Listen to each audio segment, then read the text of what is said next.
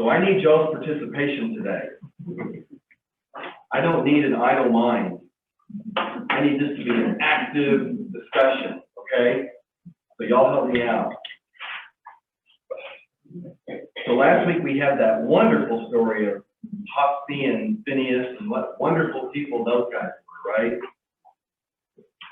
Today we're going to talk about, and I had to look up the pronunciation of this, but it's just like it looks. It's Doeg. D-O-E-G, the story of Doeg. And it comes to us from 1 Samuel. He's first mentioned in chapter 21. And so this guy, this study is called the opportunist. And it's kind of funny. I think naively, I have always considered myself an opportunist. I've never been somebody who had a career ladder in mind. I didn't have a plan. I didn't want to achieve some certain level of success. I didn't have a goal to, I just wanted to find work that was rewarding, would pay me, was somewhat stable, and gave me some variety. And a sense of that I'm helping somebody, that I'm doing something good. And that's really what led me to becoming a nurse and working in the operating room and led me where I am today. And I probably should have been more careful. And when I told people that I was an opportunist, I didn't realize quite the negative connotation that comes with that word. Opportunist, really the way it's defined, is somebody who uses people or opportunities to advance themselves, regardless of how it affects others. It's all about themselves. So, if I've stepped on you in some way in achieving this great status that I have in life, I apologize. To illustrate this, the author had a little story here. He doesn't reveal any of the names, but he apparently knew some people involved in this situation, and I guess to protect the innocent, he just wanted to tell the story. So this kind of will give us some good context as to what we're talking about, the kind of people we're talking about here. This is how the story goes. High school sports set this man on an exciting trajectory.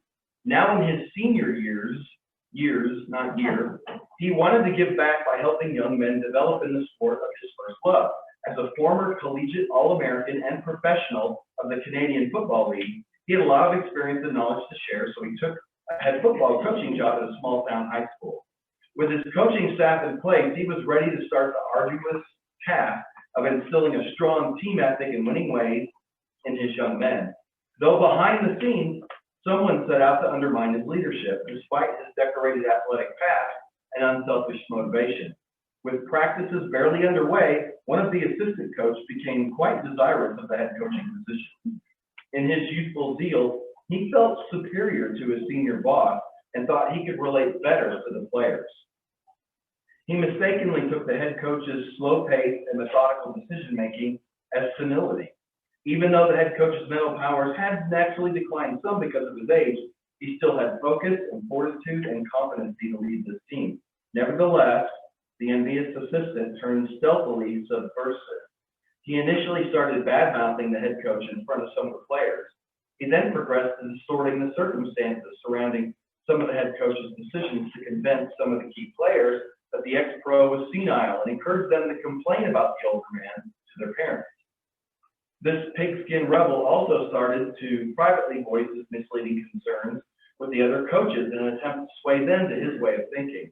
No opportunity slipped past this weasel to belittle the old football coach before parents and school administrators. Rather than coaching young men to winning ways, he coached up others to do his malicious bidding. Nothing seemed too low for this dissident assistant, as he even stooped to calling some players during the games. He stooped to calling some plays during the games, which resulted in disastrous consequences, hoping they would reflect poorly on the head coach. Before long, the principal had a full-blown mutiny on his hands.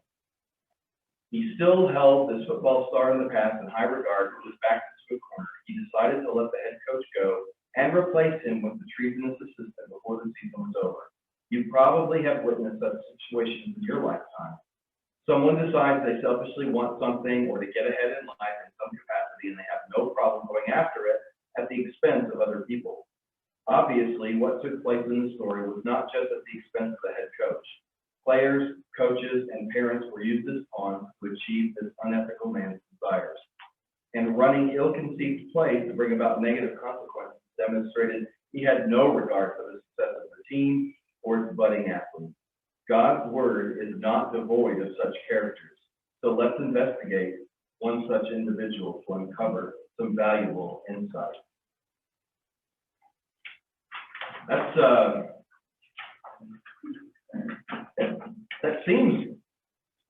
It seems clear from reading the story. Of course, it's one man's perspective, but it seems clear that maybe you could see that happening. But I think we all know that this stuff kind of happens in subtle ways, and it can creep up on us, and we don't even realize how far it's gotten or where it even started.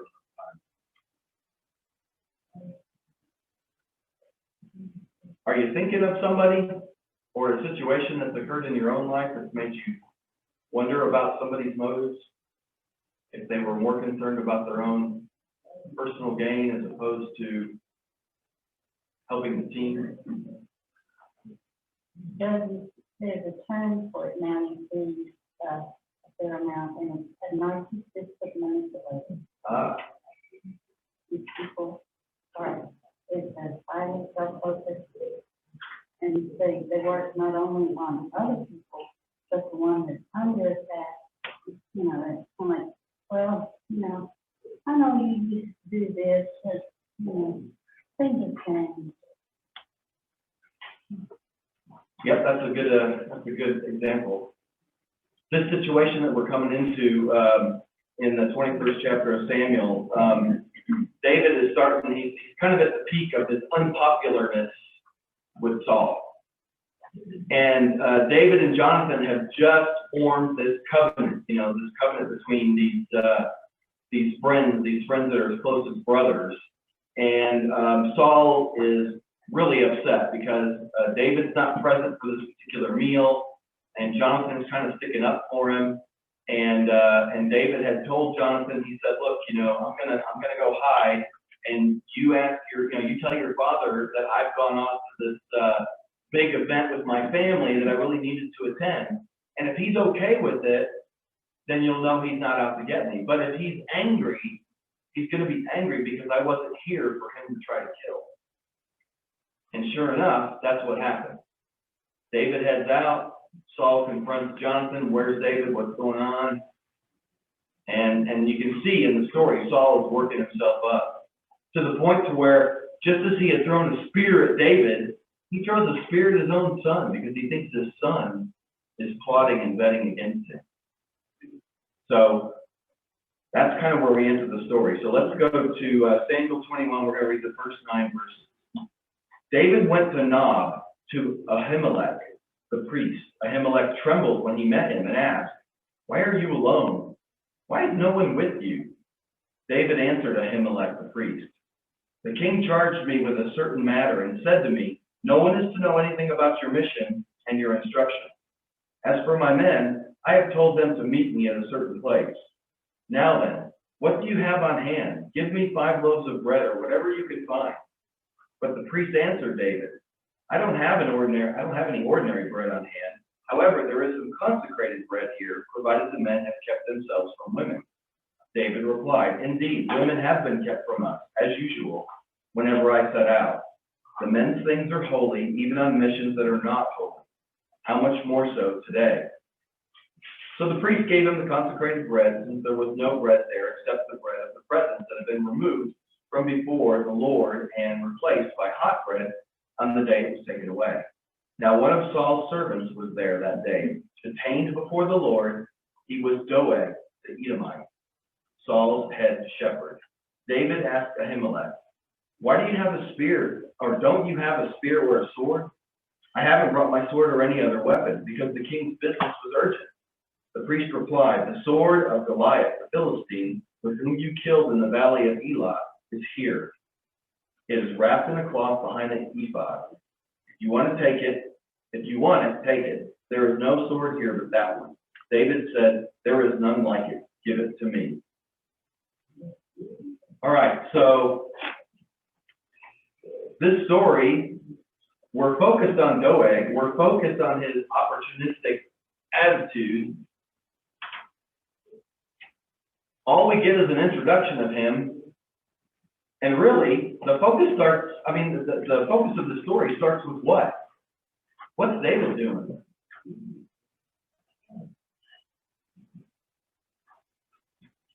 Being on the street. Yeah, that's what I'd like to know. Looks like he's lying.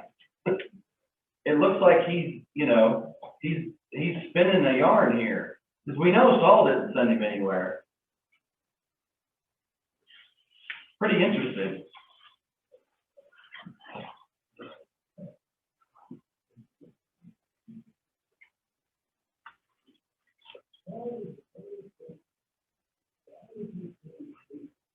Any thoughts on that? Does anybody have a problem with David telling a lie here to Ahimelech, a priest?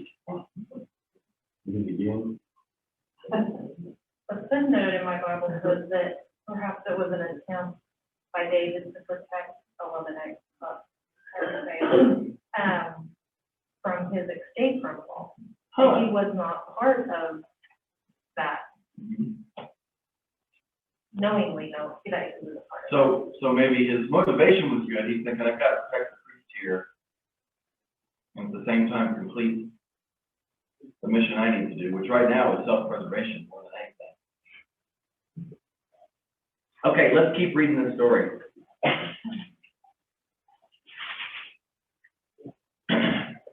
That day, David fled from Saul and went to Achish, king of Gath. But the servants of Achish said to him, "Isn't this David, the king of the land? Isn't he the one they sing about in their dances? Saul has slain his thousands and David his tens of thousands." David took these words to heart and was very much afraid of Achish, king of Gath. So he pretended to be insane in their presence, and while he was in their hands, he acted like a madman, making marks on the doors of the gate and letting saliva run down his beard. There's a pretty picture. Achish said to his servants, "Look at the man. He is insane. Why bring him to me? Am I so short of madmen that you have to bring this fellow here to carry on like this in front of me? Must this man come into my house?" Chapter 22. David left Gath and escaped to the cave of Adullam. When his brothers, are there comments? Sorry, no, I actually played my audio. Oh, sorry. That's okay. When his brothers and his father's household heard about it, they went down to him there. All those who were in distress or in debt were discontented, gathered around him, and he became their leader. About 400 men were with him. From there, David went to Mizpah in Moab and said to the king of Moab, "Would you let my father and mother come and stay with you until I learn what God will do for me?" So he left them with the king of Moab, and they stayed with him as long as David was in the stronghold. But the prophet Gad said to David, "Do not stay in the stronghold. Go into the land of Judah." So David left and went into the forest of Herod. Now Saul heard that David and his men had been discovered, and Saul, spear in hand, was seated under the tamarisk tree on the hill at Gibeah, with all his officials standing around him. Saul said to them, "Listen, men of Benjamin, will the son of Jesse give you all fields and vineyards? Will he make you all commanders of thousands and commanders of hundreds? Is that why you all have conspired against me? No one tells me when my son makes a covenant with the son of Jesse. None of you is concerned about me or tells me that my son has incited my servant to lie and wait for me as he does today." But Doeg, the Edomite, who was standing with Saul's officials, said, "I saw the son of Jesse come to Ahimelech, son of Ahitub, at Nob. Ahimelech inquired of the Lord for him. He also gave him provisions and the sword of Goliath, the Philistine." Then the king sent for the priest, Ahimelech, son of Ahitub, and his father's whole family, who were the priests at Nob, and they all came to the king. Saul said, "Listen now, son of Ahitub." "Yes, my lord," he answered. Saul said to him, "Why have you conspired against me, you and the son of Jesse, giving him bread and a sword and inquiring of God for him, so that he has rebelled against me and lies in wait for me, as he does today?" Ahimelech answered the king, Who all of your servants is as loyal as David, the king's son-in-law, captain of your bodyguard, and highly respected in your household. Was that day the first time I inquired of God for him? Of course not. Let not the king accuse your servant or any of his father's family, for your servant knows nothing at all about this whole affair. But the king said, "You will surely die, Ahimelech, you and your father's whole family." Then the king ordered the guards at his side, turn and kill the priests of the Lord, because they too have sided with David. They knew he was fleeing, yet they did not tell me. But the king's officials were not willing to raise a hand to strike the priests of the Lord. Then the king then ordered Doeg, you turn and strike down the priests. So Doeg the Edomite turned and struck them down. That day he killed 85 men who wore the linen ephod. He also put to the sword Nob, the town of the priests, with its men and women, children and infants, and its cattle, donkeys, and sheep. But Abiathar, a son of Ahimelech, son of Ahitub, escaped and fled to join David. He told David that Saul had killed the priests of the Lord. Then David said to Abiathar, that day, when Doeg the Edomite was there, I knew he would be sure to tell Saul, I am responsible for the death of your father's whole family. Stay with me. Don't be afraid. The man who is seeking your life is seeking mine also. You will be safe with me. What a story, huh? There's a lot of fibbing going on here too, right? Like Randy said, David, he told that first little fib to Ahimelech, and then he started acting like a madman when he realized, I can't trust this king. No, I can't pronounce any of these names. I butchered both of these names. So he's acting like a madman, pretending to be crazy, and feels like that's what's going to protect him. It doesn't seem like David's really seeking God's guidance here. He's wanting to do the right thing, and he's wanting to protect himself and others. But at the same time, he's just kind of going out on his own, it seems like. What kind of place was that? Why do you bring me this madman? Yeah. I'm not short of madman. Don't I have enough madmen being brought before me? I don't need another. Yeah. Sounds like it's similar to Washington, D.C. I don't know. Yeah, this is a crazy story. This would make a great movie. I mean, madmen and mass killings and people fleeing for their lives and oaths and covenants. So what do you think now, Judy? Do you think David's lie was trying to protect Ahimelech? I don't know if it was. Sounded like it was. Except for Doeg. He would have Yeah, got, that's Doeg. He got by with it. This is like the definition of an opportunist, isn't it? I mean, he's just watching everything happen. I thought it was interesting too. If you go back to chapter 21, where Doeg is first introduced, it says in verse 7, now one of Saul's servants was there that day, detained before the Lord. He was Doeg the Edomite. Detained before the Lord. What's happening here? It's almost mobbish, cartelish type, these movies you see, things, news stories you hear about with those guys in the power struggle and do anything at all costs. That's what he does at that point, man. He's ready to do whatever he's got to do. That's a great analogy. We just watched the documentary about the mob Yeah. in New York, kind of all that time where Rudy Giuliani is coming in as the mayor and kind of what steps they had to take to try to get, control of the mob. And then that's a great analogy. Those are some people who are very opportunistic, looking to take any advantage, whether it's against the law or whether it's against a rival family, or maybe in their own family, in their own situation, chance to make good. Doeg is an Edomite, and the Israelites fought the Edomites and defeated them and was supposed to kill them all. And they saw, Saul saw something in Doeg, and he kept him alive, and he made him his head shepherd. And he seems like, right now, he kind of seems like to me, like the old cartoon character. The evil guy in the old cartoons is always the guy that wore the black cape, the black top hat, and had the mustache that you could twirl in your fingers, right? That's what I pictured in my mind. Let's go to Psalm 52 real quick. David gives us a little description here. Psalm 52, which is labeled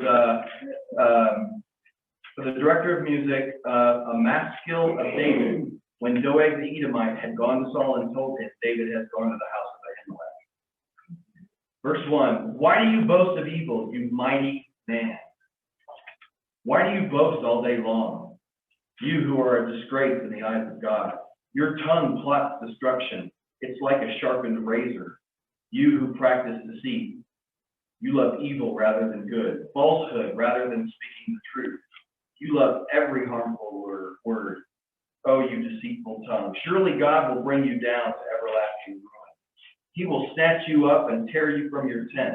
He will uproot you from the land of the living. The righteous will see and fear. They will laugh at him, saying, here now is the man who did not make God his stronghold, but trusted in his great wealth and grew strong by destroying others. But I am like an olive tree, flourishing in the house of God. I trust in God's unfailing love forever and ever. I will praise you forever for what you have done. In your name I will hope, for your name is good. I will praise you in the presence of your saints. This, to me, gives Doeg a little bit more substance. When David calls him a mighty man. This is not somebody to trifle with, it sounds like. I tend to think of shepherds as not a group of people that you would be too frightened of. It's not in this day. I mean, these were considered some of the lowest jobs you could have. And this guy was just the head of the shepherd. But he sure took an opportunity to take advantage of a situation when he saw it. And boy, he did not hesitate from using the sword. And he even took it further than what Saul even told him to do. Did you catch the other lie in here? Did you catch the lie that Doeg told?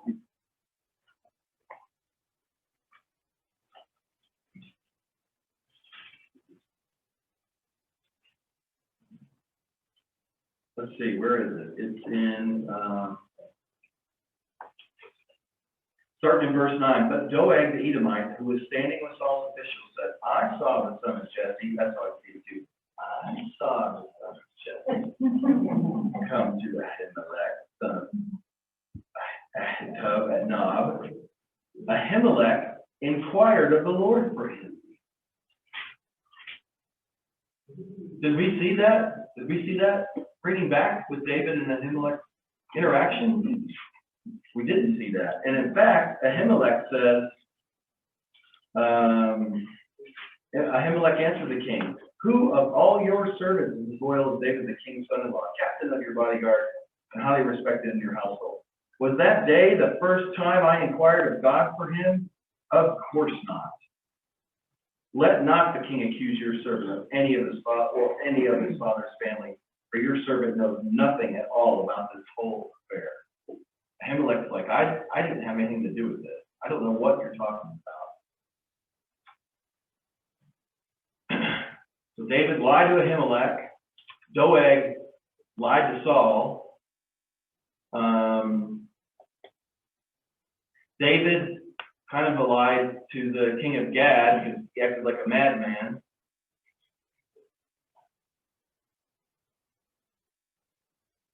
Doeg takes what Saul tells him to do to the extreme. He didn't just kill the priest.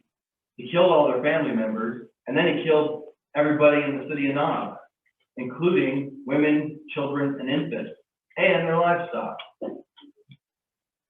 He wanted to impress Saul. He wanted Saul to think, there was no doubt that I got Doeg on my side. I can trust this guy.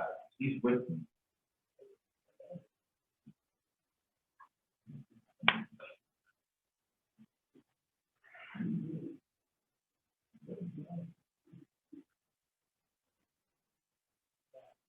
So, but it was just that's the town that was where,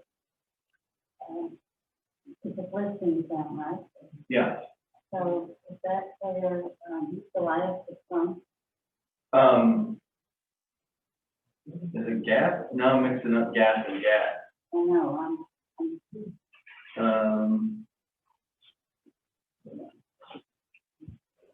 I think gas is where.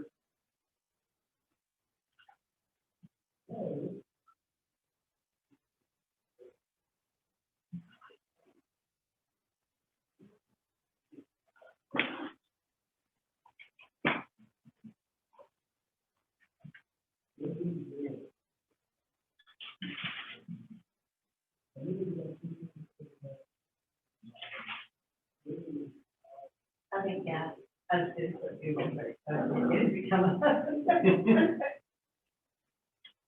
I think Gad was very glad. I want to say that Gad is where he's from, but the reference that I guess the reference I was looking for is that Ahimelech said in the valley of Elah. That's where David killed his Goliath. Are you trying to make a connection here? Well, it's just like, David is, some of his writing is just like, you can see the careful use of both sides. He's hiding among the enemy. And yet the enemy, some of the enemies say don't trust him, and others are like, oh, he's fine. So he's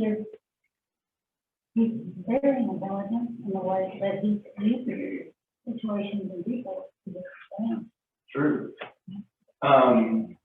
What's something else that David did here that probably isn't the best thing he should have done? What did Ahimelech give him? Gave him consecrated bread. What was the consecrated bread supposed to be for? For the priest. That's what it was supposed to be intended for. At that time, probably would have been thought as not the appropriate thing to do. But how does God view this situation? Let's go to Luke. I think it's chapter 18.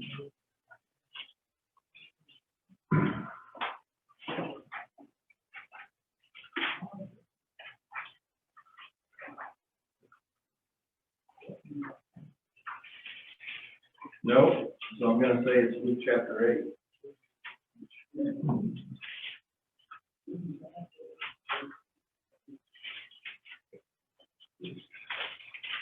I usually write these down, and I didn't, so forgive me.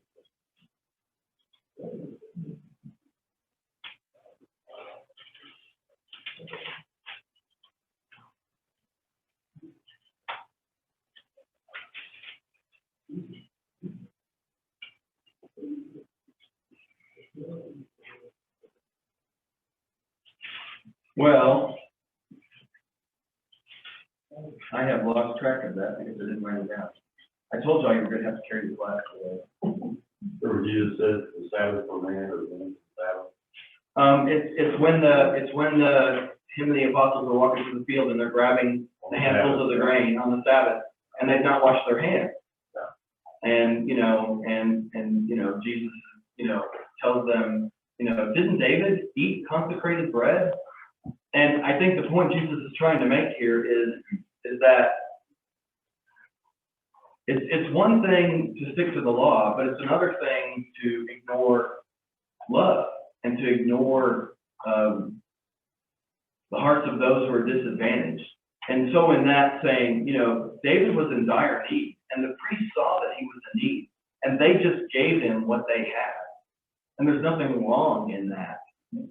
Now, if their desire was to treat the bread as unholy or as unconsecrated, and their goal was, we don't care, flip it, that's different, right? But they knew that they had changed up the bread, and they had enough to spare to help David, and they just wanted to help him in his quest. So it seems like Jesus is saying it wasn't wrong for David to ask, and it wasn't wrong for the priest to give it to him in the situation. It's about our hearts.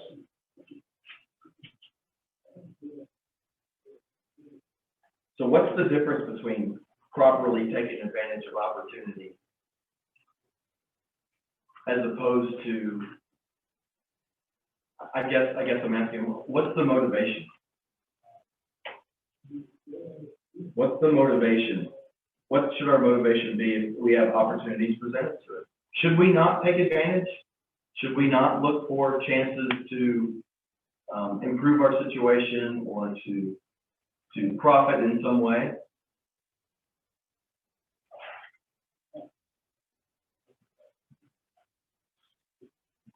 Is it ever right to be wrong?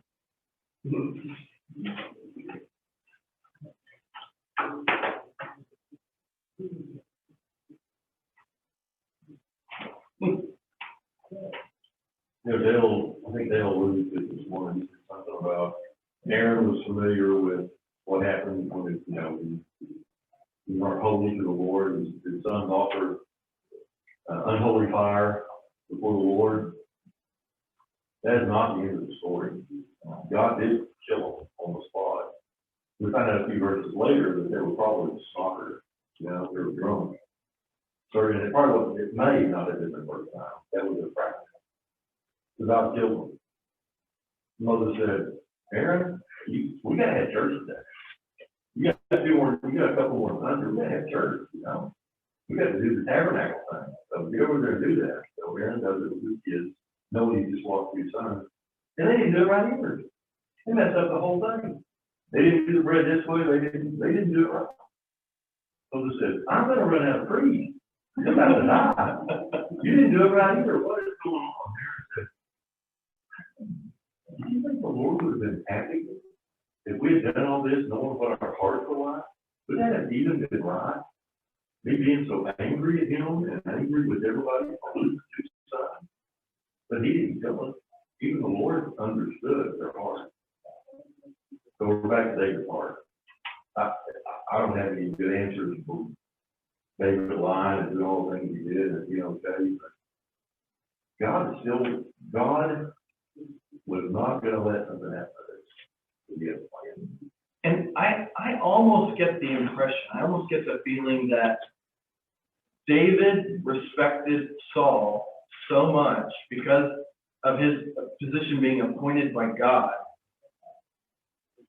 that not only did he not want to harm Saul, he didn't want Saul to harm himself by killing him.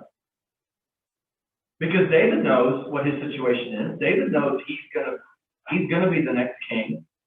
He knows that.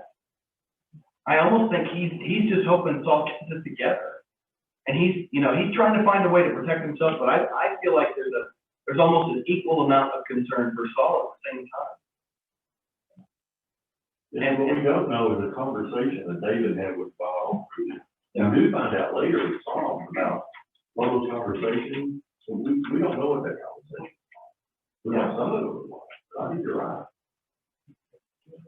Do I have it? One thing too is Saul says, or not Saul, David says, I think it's Psalms 141 in verse 3. This is what David tells God. He says, set a guard, O Lord, over my mouth.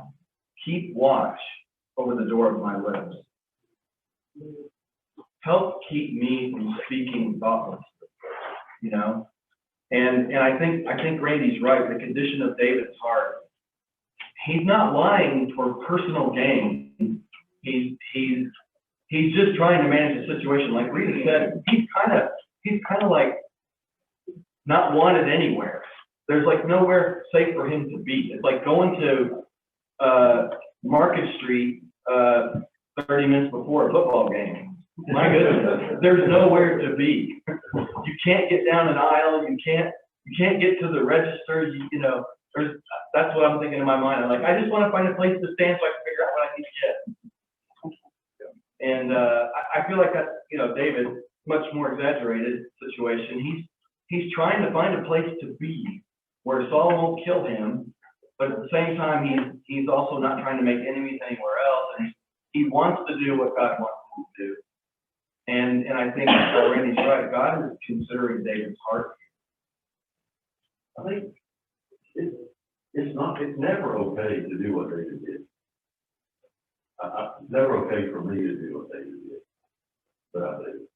Yeah. So it's not about Randy, it's not about David, it's really about God. So what did God say? God said,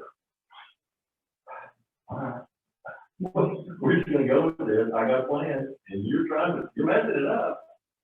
But you're not going to mess it up for God. He's going to make sure things work out. So it really shows his mercy. It just kind of shows David's sin, my sin, but it really shows God's mercy.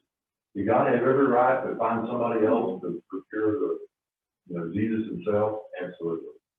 But that's not what he chose to do. And what was David's first remark after all this happened? When the messenger comes, and tells David what happened. What does David say? My fault. But he also tells him, stick with me, you'll be okay. Yeah, it's kind of hard to sell that. No, But considering where the guy's coming from, you know, where everybody was killed, maybe he's thinking this is the only option I got. But my point to that is, he knows God's gonna protect him. Oh, okay. I took it the humorous route. No. I like it, but no, that's not where I'm going. But that's what, we try to make David worthy of salvation. And he wasn't the bodyguard. He was a bad person. I mean, he wasn't always good. He wasn't always bad. He was just not, he was just a human like the rest of us. And he can't be worthy of salvation any more than we are. And so we try really hard to make him this really good person. He's just not. And when you look at where David is in the hierarchy of things, when David does make a mistake, the ramifications are huge, extremely impactful.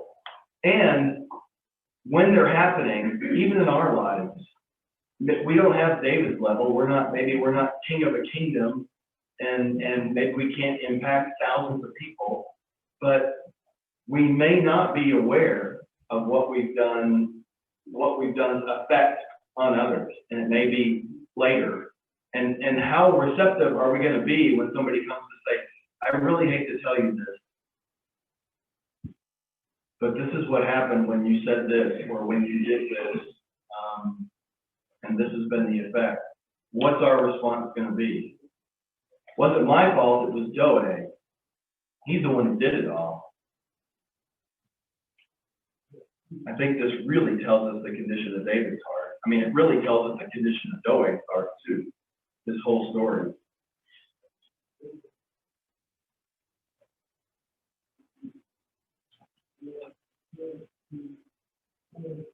It also shows you that Noah, he uses a listening king, he uses a narcissistic manipulator, he uses David, who's the better human than you can be.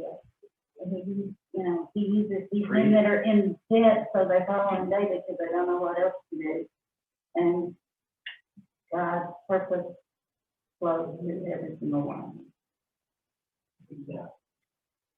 God's will is going to be accomplished. His plan is going to be completed. It's up to us whether we want to be a part of it, and a part of it the right way. So these are pretty big situations here. I mean, lots of people died, and there's lots of threat, and I don't think most of us in this room are dealing with physical threats, the threat of dying or having to kill others. I don't think that's a part of our daily life. But what are some examples of situations like this that we might encounter? Here's a few examples the author gives. What about seeking promotions or advancements on the job by drawing attention to your own accomplishments at the expense of your coworkers? Maybe comparing yourself, maybe bringing out some negative qualities in other people. Is that something we might be tempted to do? What about making fun of others, putting them down, spreading rumors in an effort to endear ourselves to a group of people, whether it's friends or family? Sometimes it's really easy to jump on the bandwagon, with a little bit of lighthearted humor, and before you know it, you've said something really hurtful. And you may not even realize it. I know I've been guilty of that. Asserting oneself or aggressively making oneself a priority while driving. In a parking lot, in a grocery store, at the gym, you're in there trying to get a quick workout, and that dude is hogging the machine, and then he goes to get some water, but he leaves his towel there because doesn't want anybody to steal it, all the settings are just right, and you're in a hurry.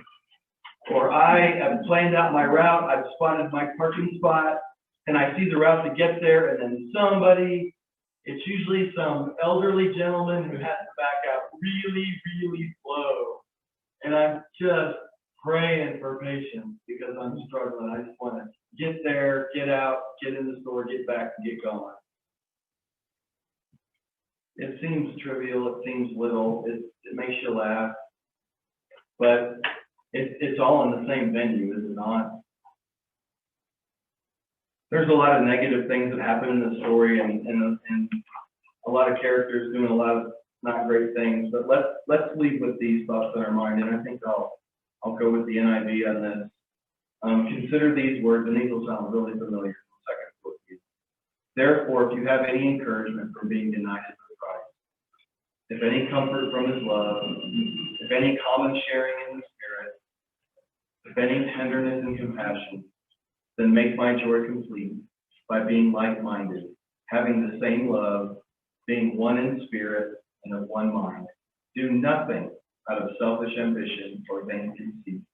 Rather, in humility, value others above yourselves, not looking to your own interests, but each of you to the interest of others. Those are the opportunities we should take advantage of when we can be a blessing to others. Let's go out and do that today and the rest of this week. Thank you all for being here, and thank you for carrying us through this class. I appreciate it very much.